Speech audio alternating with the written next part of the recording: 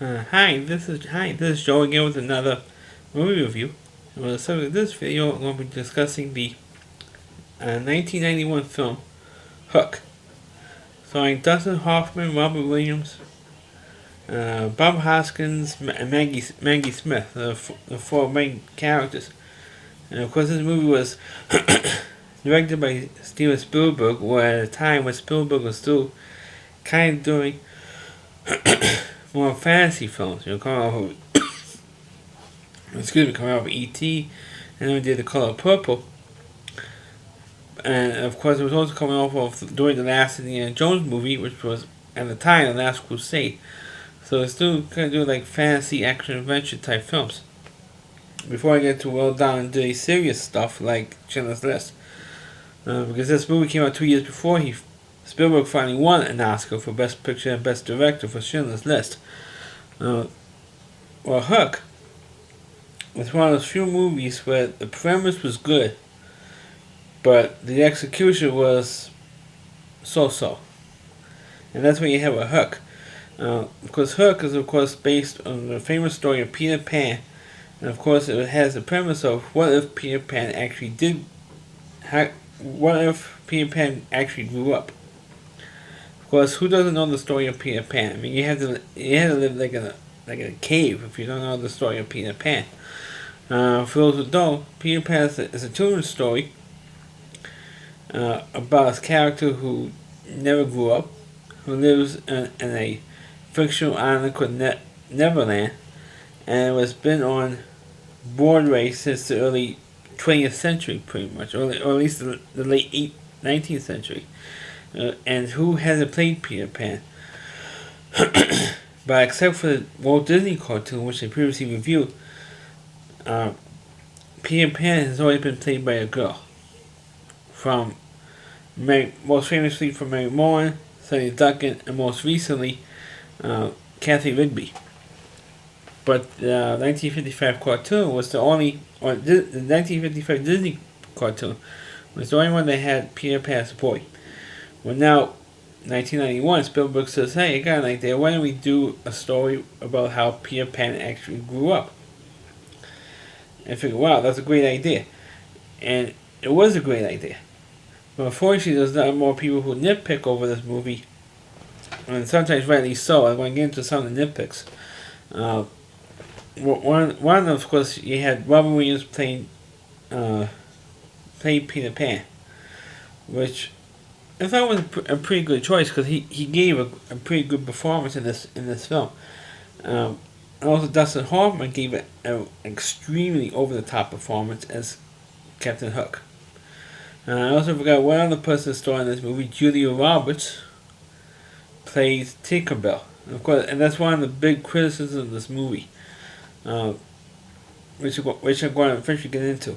Well, of course, the movie stars, of course, Peter Banning, played by, like I said, played by Robin Williams, who is like a corporate lawyer, who is real serious about his job, gung-ho, mature guy. He's like a workaholic. He has two kids, one girl, one boy, and both kids were kind of bratty, especially the son, because Peter was never there for the son. His name was Jack, and he never shows up for his baseball games. Peter never shows up for his son's baseball games, if at all. If he does, shows up really late. And the daughter, well, she feels neglected too, but respects her father being a workaholic and has to provide for his family and stuff. And meanwhile, he is married to. Peter was married to a girl named Jane, who was actually the daughter of Wendy, played by Maggie Smith. I call her Granny Wendy because she opened up a home for orphans, and they're going to London to Granny Wendy's house for an anniversary of overall how to work to orphans, And of course, there was the famous house where, of course, Peter as a boy came in. It was Peter Pan, but the problem was that Peter forgot all his previous life as Peter Pan. because he was so many years removed from being in Neverland, and living there with the Lost Boys and fighting Captain Hook all the time and all that stuff. Which of course becomes important of the story when Captain Hook decides after all these years, comes into London and kidnaps Peter's two kids and brings them to Neverland. And of course, there's only one problem with the story so far, and that's the fact that Wendy only had one brother, and there was, I think, John. They had two brothers. One was, I think, was like Peter, and the other one was like John. And only one of the brothers was there. For some reason. It was Michael and John, excuse me. One of them, I think, Michael was there. And it looks like he lost his mind. Or his marbles, as he says. And they actually found his marbles. I mean, as a joke, lost his mind, but he actually lost his physical marbles, not his mental marbles, and in Neverland, and they found it in their lair in Neverland, and they brought him back at the end of the film. But the other brother, Michael, or John was not there for some reason. Only Michael was. So for some reason, it's like, what happened to the other brother? I thought Wendy had two brothers in the story. But only one that was in the movie Hook. Because I think they mentioned that the other brother died or something. So Wendy says, "Who is this Hook?" And Wendy told the stories that, all those stories I wrote about Peter Pan. Because apparently also Wendy was also an author, wrote all these stories about Peter Pan. And she became a best-selling author about it. And she used that money to build this home for orphans. And it says, all those stories are all about Peter Pan? I said, yeah, they're true. And they're based on you. On your life. And I said, because you're Peter Pan. And I said, I am not Peter Pan, I'm Peter Banning. Well, yeah, but do you have any memories when you were a child? And he goes, no. I said, that's because you were so far away removed from Neverland that you lost your memory. And while he's trying to get over the shock that he actually was Peter Pan, and he still doesn't believe that he was, here comes Tinkerbell, played by Julia Roberts. And of course, this is one of the major nitpicks. I'm not complaining with Julia Roberts playing the part or being Tinkerbell. But the problem was that anybody who knows Tinkerbell knows that Tinkerbell never spoke.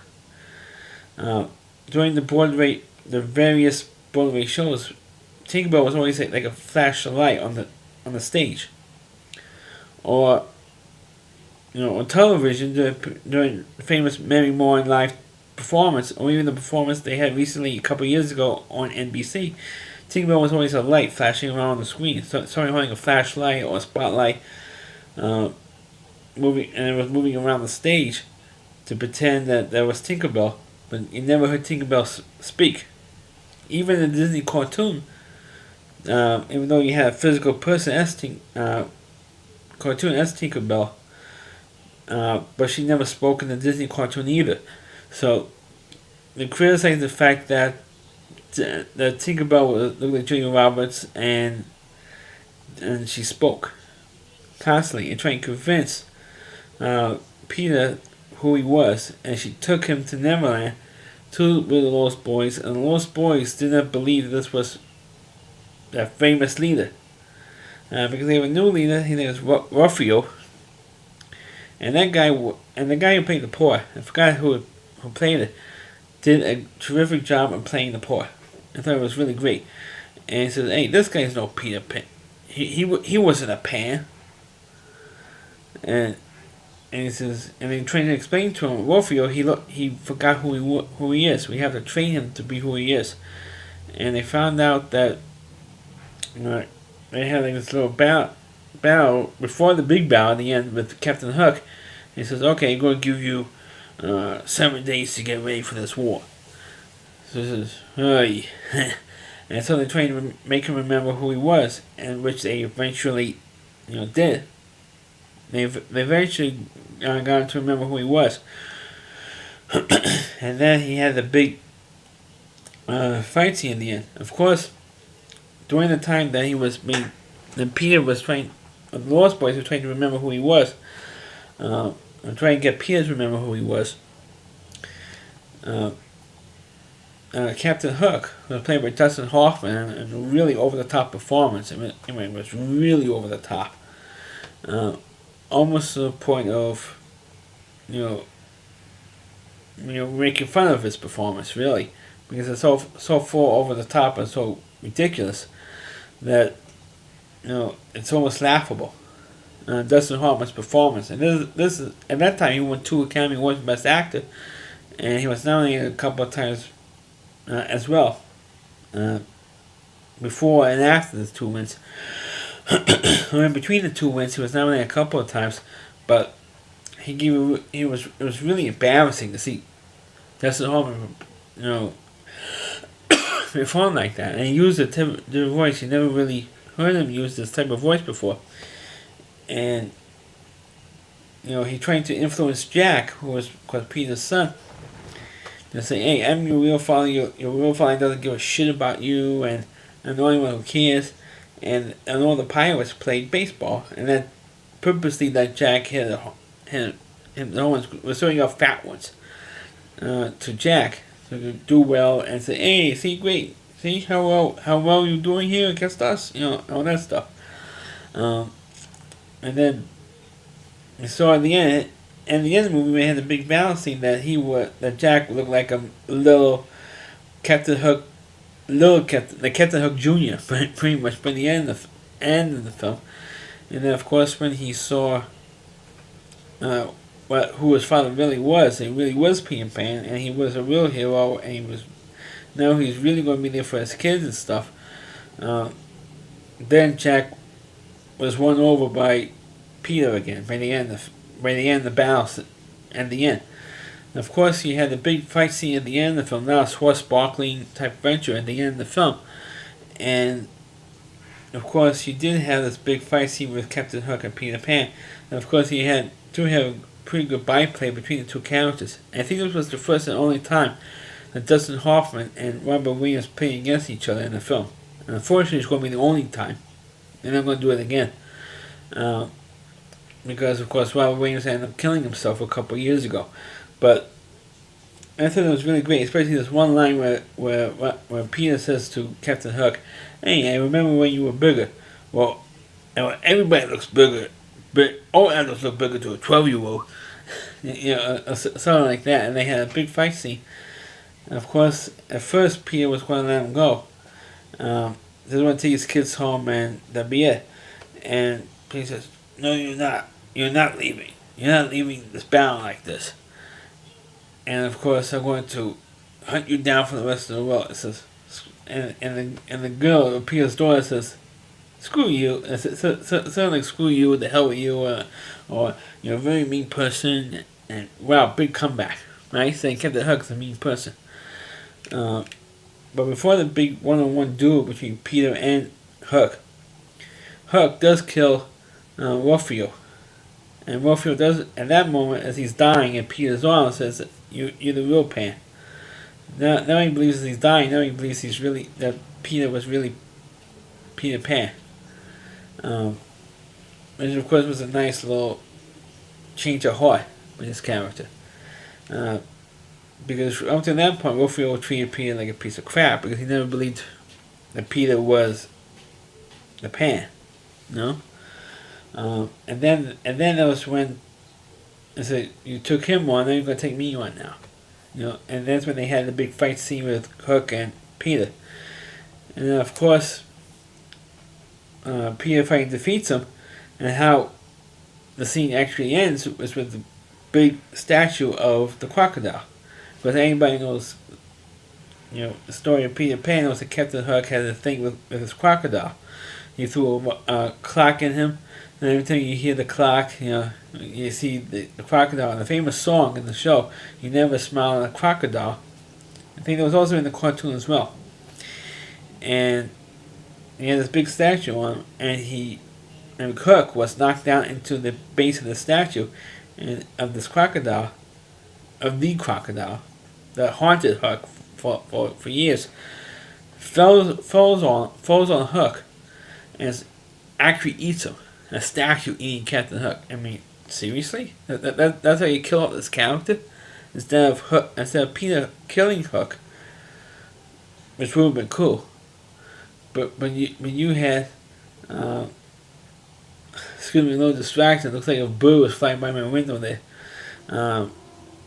Instead of Peter killing Hook, Hook gets killed by a crocodile statue. So after that, that's when they got home and they gave Peter his Michael his marbles back, and it had a little pixie dust. And in the end, Peter flew because he wanted to fly one more time as he did when he was a kid. But as a film, I thought there was certain parts of it was good. There were certain parts of it I thought was like too over the top. I thought that Peter's kid, especially the son, was too whiny. He was a whiny little bitch, pretty much. And Dustin Hoffman is an over the top performance. But other than that, I thought it was an entertaining film. It held my interest, especially what if Peter actually grew up. So to me, that was an interesting little story or premise there. I thought it was pretty cool, just for somebody to think of that premise. And of all people, of course, Steven Spielberg directed it and said, "Hey, it would be cool if we grew Peter Pan up and make him into an adult." Because like I said earlier, other than a Disney cartoon, this was the only other time that Peter Pan was played by an adult. I mean not an adult, by a man. Most of the other time was an adult woman playing Peter Pan.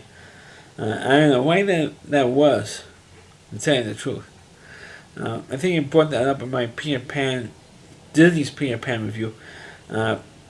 Because a woman has like a higher pitched voice, and if they hire an actor at the right age, like 11, 12 years old, or even 13 years old, the voice will start to change, and either when them singing and the voice cracking during one of the songs in the musical Peter Pan on Broadway. So that's probably why they hire a woman, because the woman's voice doesn't dramatically change like that. That's probably, and also a woman is lighter to attach a harness and the strings to them, so you can lift them up, so you make it look like they're flying across, not only across the stage but into the audience. A woman is lighter than a man is. I mean, it's just a fact. That's why they hire a woman to do it, to play the part of Peter Pan. But when Robin Williams was filming Hook, he was always complaining that the harness was tight and was crushing his male anatomy, to put it in polite terms.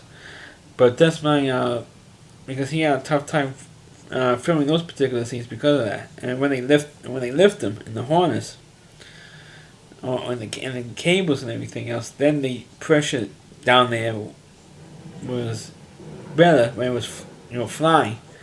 And if it was standing still or sitting still like I am, that's when it was painful for him to be in that harness because of that. Because it was harder when he was on the ground than it was flying. But also, I should mention that Bob Hoskins, who of course was famous for being in Who Framed Roger Rabbit, played Smee, Captain Hook's right-hand man, so to speak. And of course, I mentioned Maggie Smith played Wendy.